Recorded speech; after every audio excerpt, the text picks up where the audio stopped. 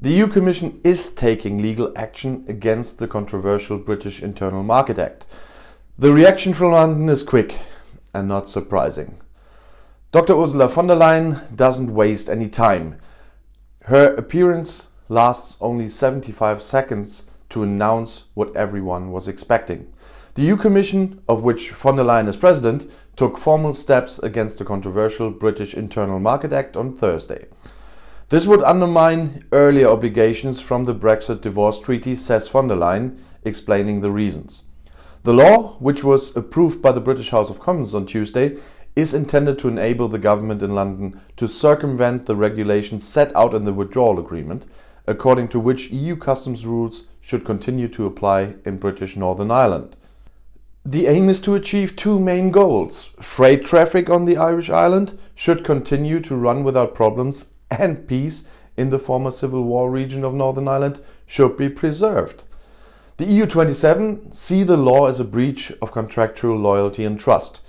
The EU Commission had therefore asked Great Britain to withdraw the controversial clauses by the end of September. It is now October, and von der Leyen has announced that Prime Minister Boris Johnson's government has 1 month to respond to the Commission complaint. Then it will be decided whether the answer is sufficient. If this is not the case, the authority could ask the UK to comply with the agreements.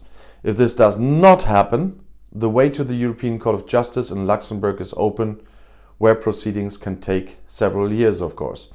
The reaction from London comes 40 minutes after von der Leyen returned to her office and is also unsurprising.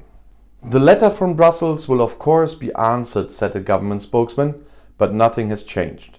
We have to create a legal safety net to protect the unity of the United Kingdom's internal market and to ensure that ministers always have theirs to fulfill commitments to Northern Ireland and protect the successes of the peace process. In Brussels, however, it was heard that the British government is keeping open the possibility of changing the Single Market Act again. After the lower house, the upper house is next in line. Because Johnson faces a lot of resistance there, he wants to delay the legislative process. His calculation? Before the House of Lords decides on the law, it should be clear whether there is an agreement with Brussels on a free trade agreement. If so, the law should be adjusted in agreement with the EU. If not, the House of Lords would deliberate on the unchanged law. With this tactic, the Prime Minister is trying, on the one hand, to build up further pressure on Brussels. Yeah, and that worked so well in the past. On the other hand, he leaves a time window open to find a compromise. At the EU summit in Brussels, Brexit is only a marginal issue. It is planned that the EU27 will only briefly discuss the state of play of the negotiations with the United Kingdom before the heads of state and government fly home today.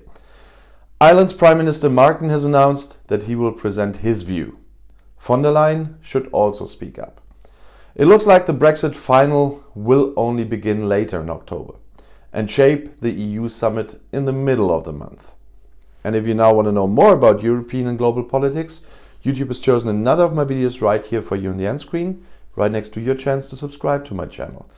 And think about the possibilities of memberships or becoming a patron. Infos in the description of this video. I'll see you in my next video. Click and enjoy. Viel Spaß!